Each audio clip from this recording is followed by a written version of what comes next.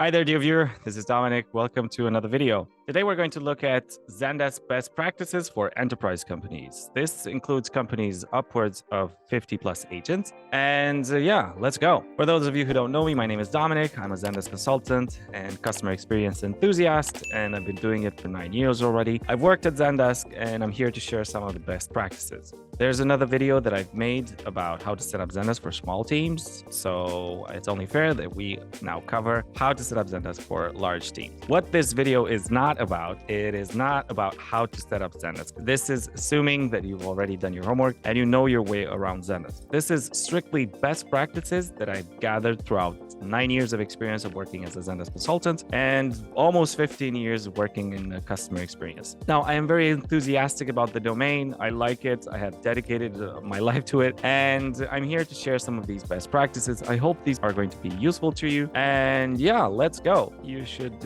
now see my screen. So this is the beginning of it. Now, this is a bit of credentials of who we are. So we're 11 people. There's 300 projects under our belts. There's 6 Zendesk certifications for admin, for apps. So premier partner, advanced implementation partner. So all of that jazz. I won't take too much of your time for that. Some of our clients that maybe you recognize, maybe you don't. We do, because we like them and we work with them. The process for setting up Zendesk. This is something that I've gathered throughout the years, and I've created this waterfall type of implementation that I've divided into 3 categories, and they're all color-coded differently. The first one being discovery, which relates to understanding everything about your business. It has a homework component where you have to define your business requirements, use cases, and get some training in order for the following slides to make sense to you. Then we have a discovery sessions where we discuss everything in your homework. Now, second phase is the design phase where we take everything that we've learned about your business and we translate that into Zendesk features. We take everything about who your customers are, the ticketing and data collection, your channels, have each one a session. Then we do business rules and of course some collaborative configuration. Now, the launch phase is where we give you the keys to the system, not before we make sure that everything has been implemented and is achieving your goals. Business requirements for Zendesk. Now, in this phase, you will define why you need Zendesk from a business perspective. If you do this well, you might even come to the conclusion that you don't even need it. Maybe you need something else. But what you need from this is a project scope, goals and objectives. You need project requirements. You need to identify your stakeholders, a SWOT analysis, so strengths and weaknesses, then limitations to the project if there are any, and of course, deadlines. You need this for 2 reasons. Number one, it's because it's a good exercise for you to understand exactly where your business is at and where you want to be in 12 to 24 months. And the number 2 reason is because you can keep your consultants accountable if you're achieving your goals. At any point, you can roll back and say, hey, dear Mr. Consultant, we're actually deep into it and we're not achieving my goals. What's up? And that's all to your advantage. Define use cases for Zendesk. You have to take all the processes that run through Zendesk and put them in a spreadsheet or however you like to keep your things organized. But you have to go in and define everything that is related to the setup. You have to define the department, give the use case a name, who are the actors that are going to be participating in it. And then you have to do by channel. Each channel has to have its own step-by-step, no exceptions, of what it means from a ticket to come into the system until it's being solved. So, for example, why this is important. Customer sends an email to your company's support address, and that's an inbound message. A ticket is created in Zendesk. Automatically, the system does that. You don't have to do anything. Customer receives an auto recognition reply. This is a trigger.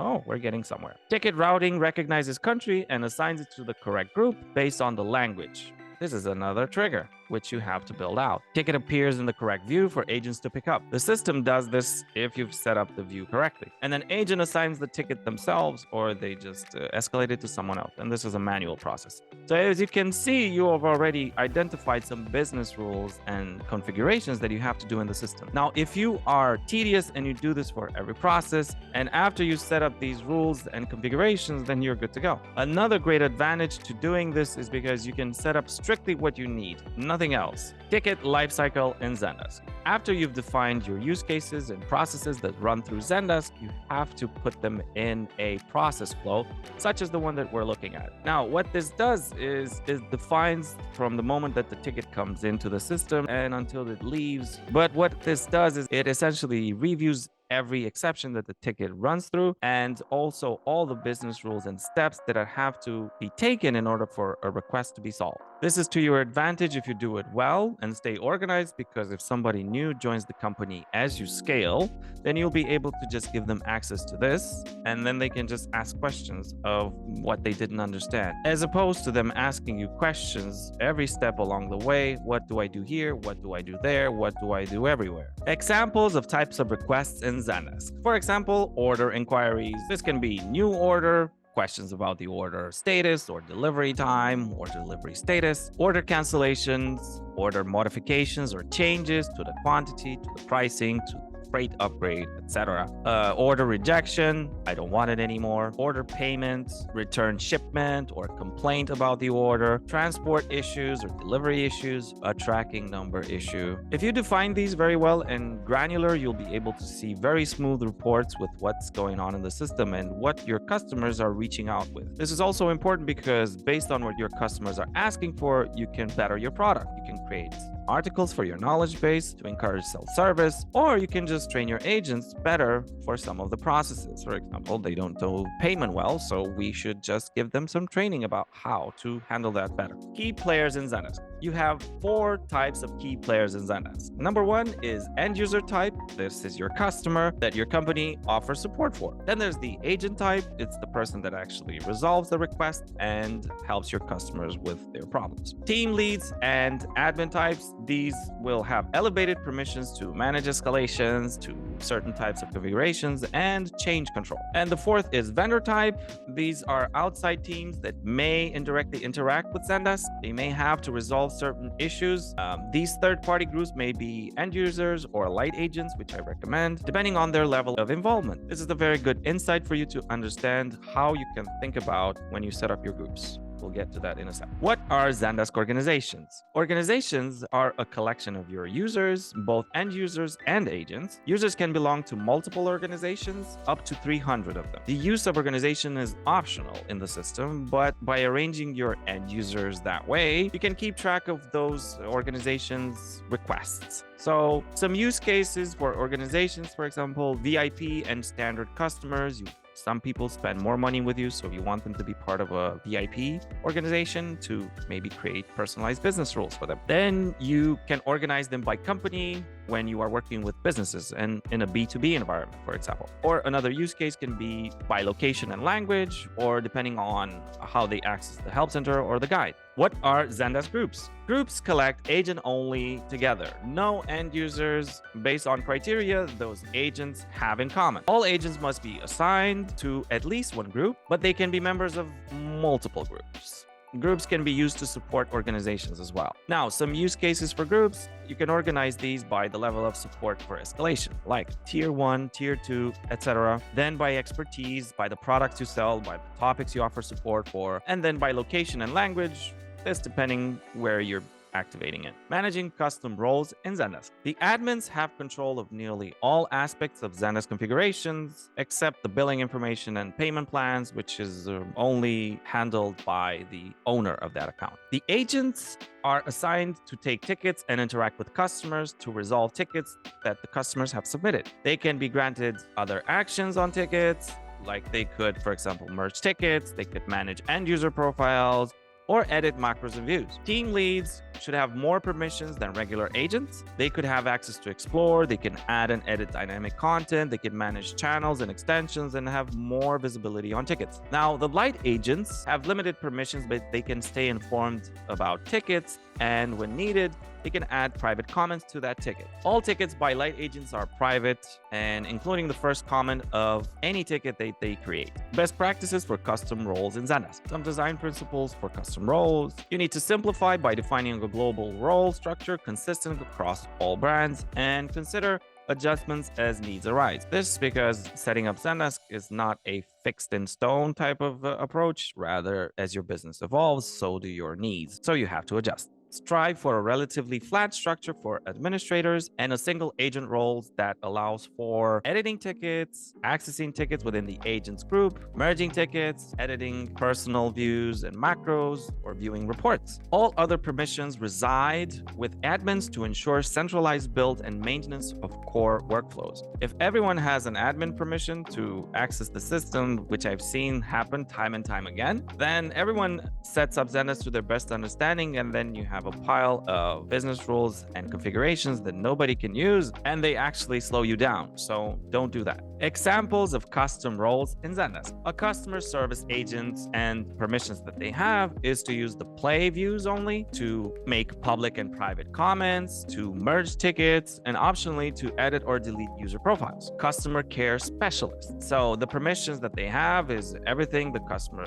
service agent has, plus they can see views, they can provide more flexibility in prioritizing tickets, they can create personal views for themselves to be more productive, and they create and edit personal and group macros. Customer care manager. The permissions that they have is everything that customer care specialist can do, and extra, they can delete tickets, they can modify groups and organizations, they can manage business rules like triggers, automations, and SLAs. Administrator permissions, everything the customer care manager can do, plus they can modify agent profiles like groups and roles and anything else in the system except the billing. Creating groups best practices in Zendesk. Design principles: use groups to assign tickets and grant access to views and macros. Within a brand, when in doubt, opt for more granularity, because I'm always advocating for less is more, but in this case, more granularity is actually best for you. More groups equals agents only see appropriate tickets. Broader groups will encourage proliferation of custom views. And you know that you only have 12 views available in Zendesk as an agent, and that can be filled up pretty quickly. So be mindful, the more granularity you create, the less views you need. Escalation workflows: establish a leadership group for leaders and managers who may be involved for escalation flows, but not necessarily live and breathe in Zendesk. Examples of creating groups in Zendesk: you can have a brand and then think about the functional role of the business unit, and then think about a specialization like the collocation, which is of course optional. Here are some examples: Apple customer service, and then you can have Apple CRC support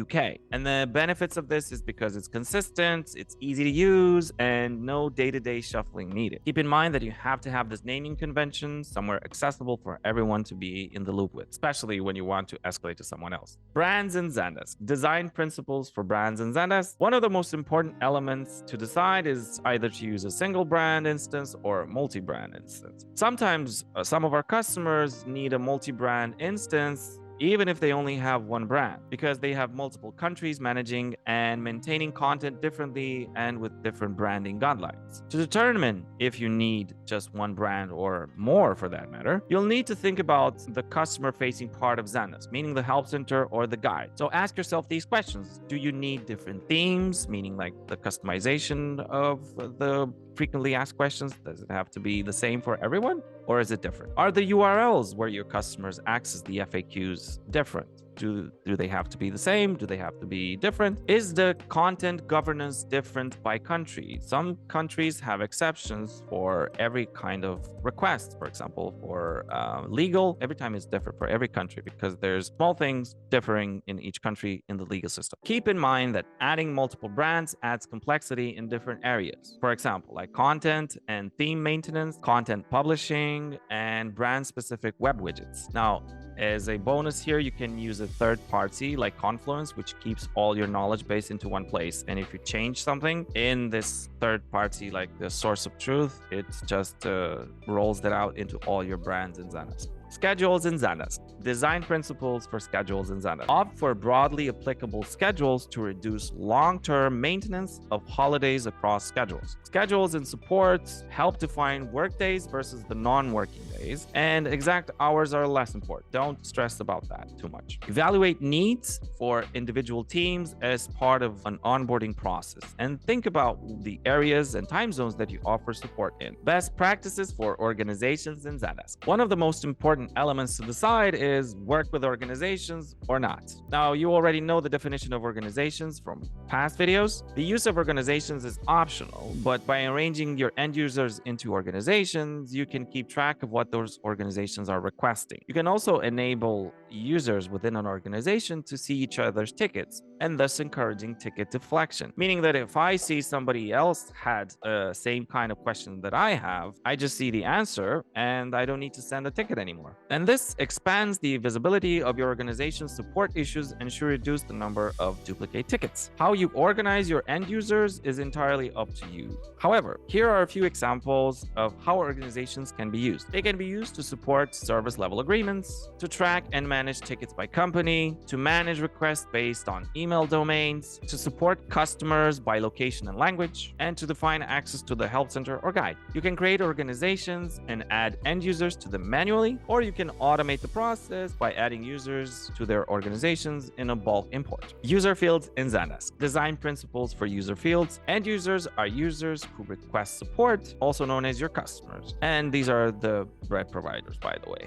They interact with Zendesk and submit tickets. Regardless of the channel your customers use to request support in, each customer must have an account. An end user account contains both required and optional information. Think about the information you would need to have from your customers to make your agent's life easier and help them as much as possible without having to jump out of Zendesk. Think about what you need for reporting for your customers and what fields are needed in order to offer you better reports. Multi-language support in Zendesk. Design principles. Keep in mind that customers are happier interacting in their native language. Let the user select their language. For example, the language a user selects from the help center or your guide will automatically carry over to the ticket form. A user can log in and set their preferred language from their profile section, which is also a good bonus. You could add a custom drop-down field to the tickets form and tie it with the user's language. This way, there are no mistakes. Why this is important is because, for example, all the internet has been written in English, well, 90% of it. And now, for example, for Finnish and Hungarian, sometimes Zendesk mixes these two together because they are similar. Also use automatic detection of the user's language. The system can automatically detect the language of the email requests and will update the new user profile accordingly with the language it detects. Pass language as a user attribute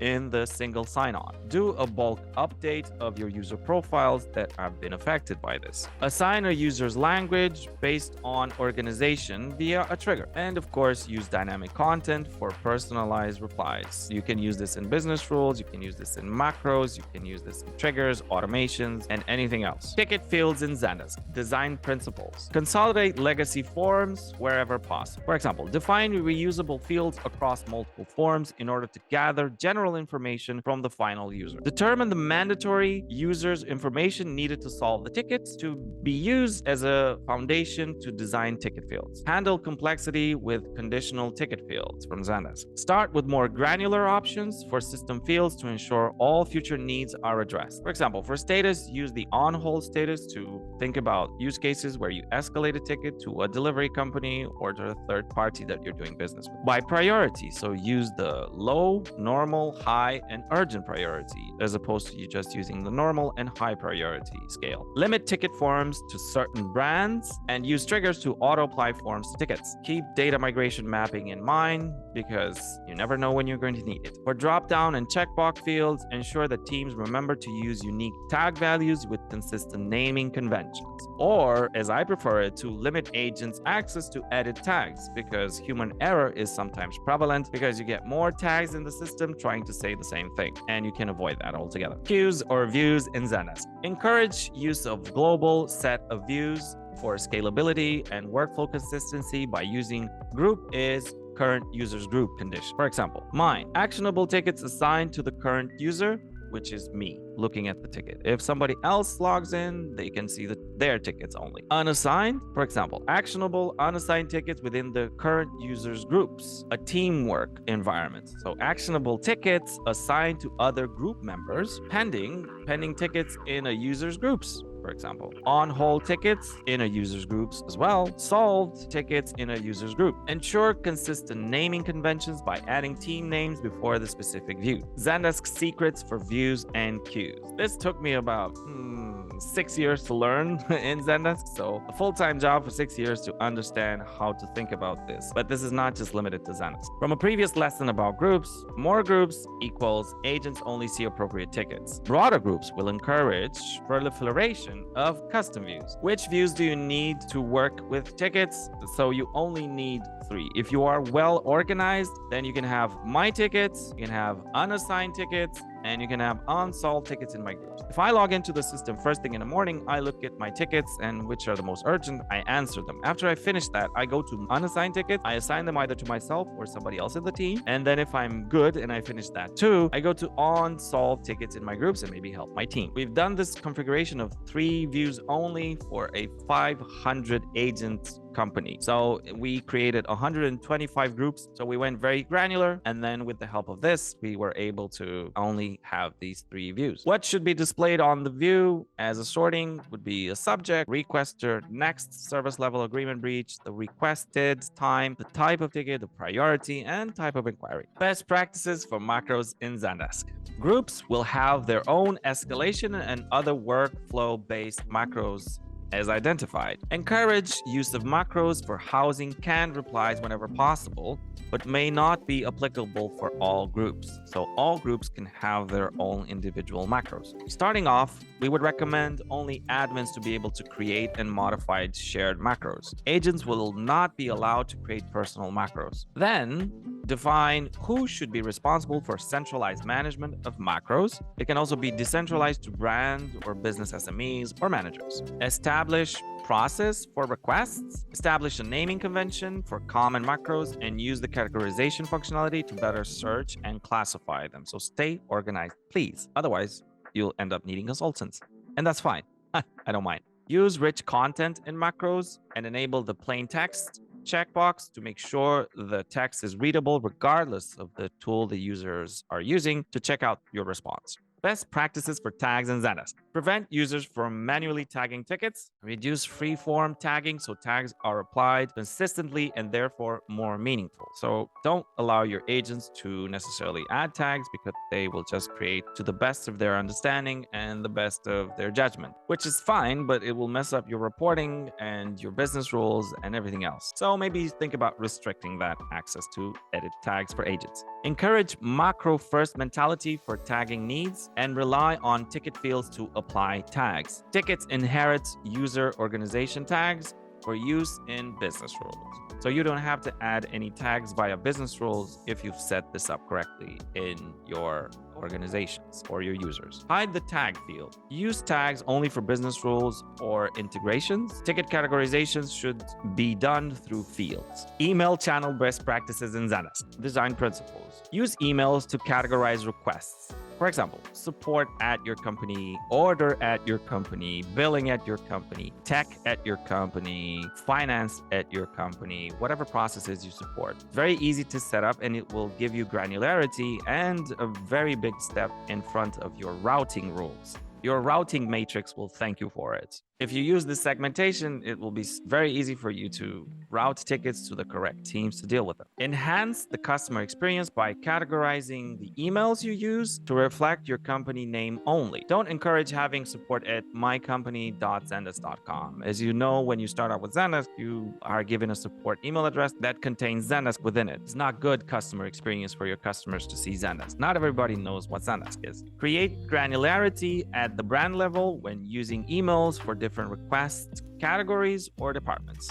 Allow Zendesk to send emails on your behalf, so handle that DKIM, SPF, and all that jazz. So these are DNS settings, allow them to send emails on your behalf. Choosing names for support addresses, best practices in Zendesk. Naming conventions to be considered by brands and ticket category or department. So support at brand1.com, support at brand2, order at brand1, order at brand2, billing at brand1, billing at brand2, tech at brand1, tech at brand2, finance at brand1, finance at brand 2, etc. For companies offering support in multiple languages, use the following: support at brand1.de, support at brand2.at, so Austria or Australia, support at brand3.se.uk, etc. Other naming conventions: function at brand name, function at company, team at company, team at company.region. If you do this right, then you will have nothing to gain. Why? Because you can set up business rules to pick up these tickets and assign them directly to the correct team to deal with them, which is increased productivity, which is saving agent time, which is saving company money. Email setting best practices in Zendesk. Customize email templates to reflect company brand, like HTML, CSS, and liquid markup. I'll explain what liquid markup is in another video.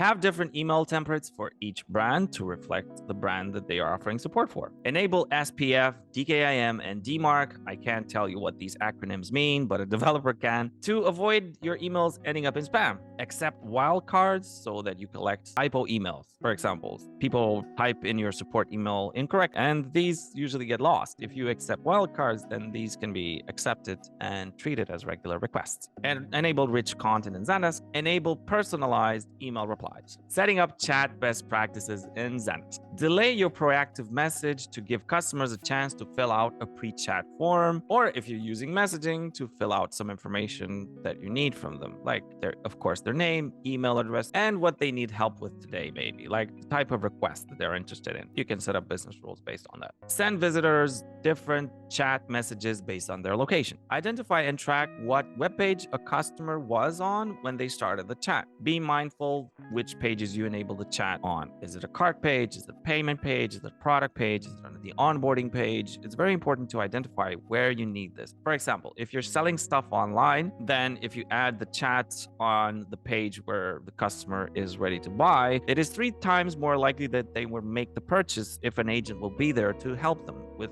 hey, do you need help? And they buy much faster. Create proactive chat triggers for customers to enter personal information. Auto reply to a customer requesting a chat when the queue is too large. Let them know that there is a high number of tickets that are in the system so they can be patient. Tag offline chats to show what web page they were submitted from. Designing the chat channel in Zendesk. Create departments and roles for your users as you would for your Zendesk support. Now, be mindful these are being migrated in Zendesk and deprecated to be able to encourage the use of Agent Workspace, which is much more modern, and you want that because it is being developed day by day and enhanced, while the classic chat is being deprecated slowly. Scheduling should be done based on where support agents are located. Opt for simplicity. Always make it simple. Create an escalation process. Use the pre-chat form. Offer customers the ability to choose the department to be routed to, but in this case, with the Agent Workspace, you can create business rules. If you ask them like what area you're writing from or what type of request you need help with, and based on that, create a trigger, send it to the correct team, done. And you save agent time, you save company money. Route a chat to a department based on the country the visitor is chatting from. What is liquid markup in Zendesk? If you know what placeholders are, then you have an idea how liquid markup works. This was a programming language that it was invented by Shopify, and what you can use it in Zendesk with is to customize how data is selected and displayed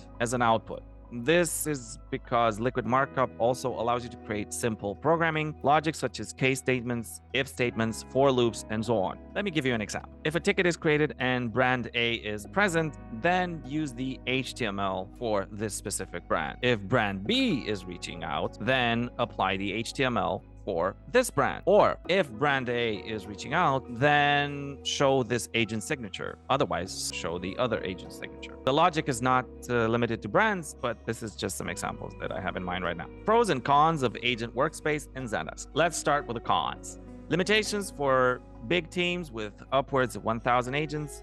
Team leads can't shadow new team members. Idle timeout is no longer available. Chat apps cannot be downloaded in Zendesk Agent Workspace. Macros that switch the assignee value to an online agent do not initiate a chat transfer. When the original user submits the ticket assignee is updated to an online agent and the chat is ended. Pros now. You can use macros instead of shortcuts, which can be used with dynamic content for multiple language support. The Agent Workspace is the future of chat.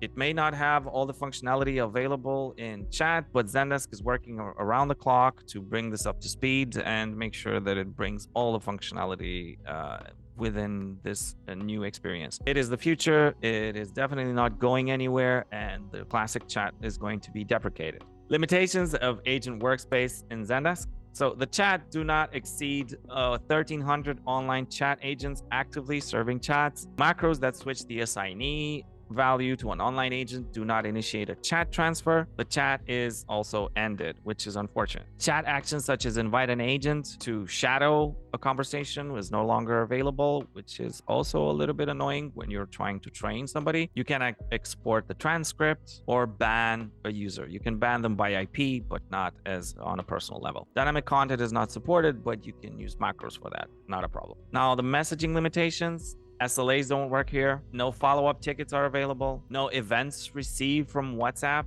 in Zendesk Sunshine Conversations, but you can work around that with a third-party app or a little bit of coding. Some metrics do not appear in reports, like unreplied tickets, percentage of one-touch tickets, two-touch resolves, comments for all types of users, and agent updates. Zendesk guide best practices. Create a structure that is easy to understand for your customers. Simplicity is key, less is more. Group content by product or by service. Put yourself in the shoes of your customers to better understand how they would like to find your content organized. Think about how they can Google your content, right? So users usually do that. They go on Google and they search the problem that they have with the product. And because guide is being indexed by Google, they can find it directly, which is very good because you encourage self-service. Create a job description based on agent availability to create content consistently. So think about this as a way to invest in your future. If you have a good knowledge base, then your customers will be able to self-serve, which increases deflection of tickets, which means less tickets coming into the system. Now, this saves your company money, and it puts you in the top 5% of companies that offer excellent customer service. So if you gain the knowledge base, then you gain the system. The more articles you have, the more tickets you will be able to deflect. With the AIs, users self-serve by finding articles on Google. Ticket status workflow in Zendesk. There are a bunch of statuses in Zendesk, and let's go through these and see how they work. If a ticket comes into the system and it has no assignee, it's in status new. Once it is assigned to an agent, it gets the status open. When I want to reach out to the customer and ask for more information to help them solve the request, I put the ticket in pending state. If I put the ticket in pending status, then this will pause the service level agreements. When a customer gets back to me, then the ticket goes back to open and it goes at the top of the view priority list. If I want to reach out to a third party, then I will put the tickets on hold. The on hold status is good when I reach out to third parties to help me solve ticket requests. When I am done with the ticket, I put it in solved status. After the ticket has been in solved status for a number of days, you can set it to closed status. After 4 days, usually it's a best practice. As a bonus step, after being in closed state for 120 days, the ticket goes into archive. The reason why that happens is because if you have multiple agents and they all log in at the same time, then the system has to load up 2 million tickets that you have in your history books, which is not necessarily going to make the system very fast. Triggers in Zendesk best practices. Organize triggers by following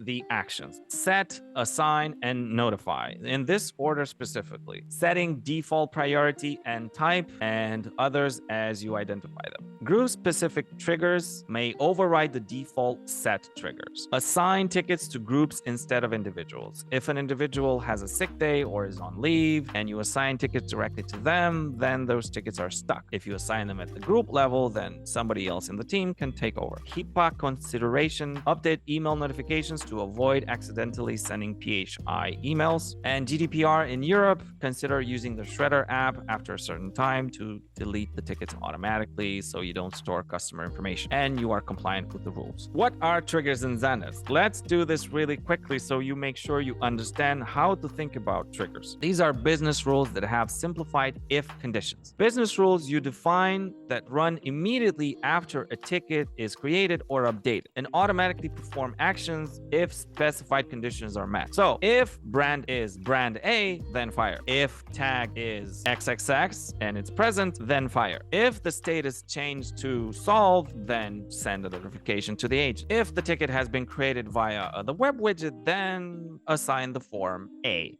to it. What are automations in Zendesk? Let's make sure we understand this well in order to understand how to go about setting these up. Automations are business rules, very similar to triggers, just that they have a time component added to them. Allow me to give you a few examples. If brand is brand A, and 2 hours have passed since something, then fire. If tag is XXX and 2 hours have passed since something happened, then fire, right? So there's always this time component added to them. Best practices for automations in Zendesk. Utilize global automations whenever possible. For example, closing solved tickets. Additional needs will be dependent on the use case, with variance based on individual team preferences or system-generated reminders and actioning pending and on-hold tickets. Level of support personalization by team or brand. Edit the customer satisfaction automation to fit your needs whenever you activate the satisfaction survey in Zendesk. Specifically, watch out for when you have a negative customer experience with your customers for those 5 reasons why it was a negative customer experience. Make sure it is localized in the language of the user, and make sure the reasons why it was a negative experience is something relevant. Like, for example, your request wasn't solved at all, your agent wasn't necessarily very well knowledge, or I'm having a bad day, or whatever else. What is the first reply time in Zendesk? We need to understand this because this is directly linked to customer satisfaction. If your customers receive a reply within 3 hours or less, if it's a non-live channel, they will feel seen, they will feel involved, and they will feel like somebody's taking care of them. If it's a live channel, the first reply time has to be below 2 minutes for chat and below 30 seconds for audio. So first reply time is the time between ticket creation and the first public comment from an agent, displayed in minutes. First reply time is not when you acknowledge that the request has been received with a trigger and saying, hey, we received your request. No, it has to be a real person that actually comes in and says, hey, my name is Tom. I'm going to be handling your request. It's going to take me maybe 2 days to solve it because I need to escalate it. But it is good customer experience to make sure that your customers actually get a reply from a human. Keep first reply time below 3 hours. If you can, under 2 hours, it's even better. This is because there's so many options for your customers to choose from. So if you do it right, then you have nothing but to gain. If you do the first reply time well and you set the right expectations for when the ticket is going to be resolved, your customers are more likely to give you a thumbs up, or in worst case scenario, they're not going to give you a thumbs down. What is ticket resolution in Zendesk? This is very important for you to understand because this is directly linked to customer satisfaction. Request or wait time is the combined total time spent in the status is new, open, and on hold status. The SLA will pause only on pending. Think about setting the right expectation for your customer and let them know when their issue is going to be resolved. Now, make it a realistic one, not an optimistic one. Tell them that it's going to take you 3 days, which you might think, oh, they're going to get upset by. No, they won't actually. If you actually do it right and you solve the request in 2 days, so earlier than you initially said, then you will have nothing but to gain and they will be happy to do business with you in the future. SLAs, best practices in Zendesk. Prioritization tool used in conjunction with the views. It can be used to order tickets based on specific metrics. For example, the first reply time and request or wait time. There's a bunch of others like next reply time, periodic update, pausable update, and agent work time. But what I've seen in my experience is that companies try to use them all at once and they get overwhelmed by them and they end up not using them at all. They switch them off and they actually come back in a year's time and say, hey, we're ready to give this another shot. What I recommend is that you use your first reply time and you add realistic times to it and make sure you keep those. Once you do that well, you can add your request or wait time. Once you do that well and you respect those, then you make sure to add new ones. You are ready to add new ones, essentially. You have to create SLAs for your team to make sure that the SLAs are not being breached. So this is an automation that you create. When an SLA is being breached, your team members are notified to take action on a ticket. And this has been the video for best practices for Zendesk setups for enterprise companies. I hope you enjoyed this video. I enjoyed making it for for you, and I would like to keep giving you value. So if you want to work together, go into the link below and get a Zendesk offer for your setup. It is going to be personalized based on your requirements and the team size and also the services that you need. You will have a retainer option or a fixed price option. I usually recommend the retainer because we have more control and we're there for you, and we can be held accountable if something isn't working. We, of course, need to understand your business well. So that's why we are there for you all the time. So let's see whatever works for you. I'll see you in the next video. Thank you. Bye.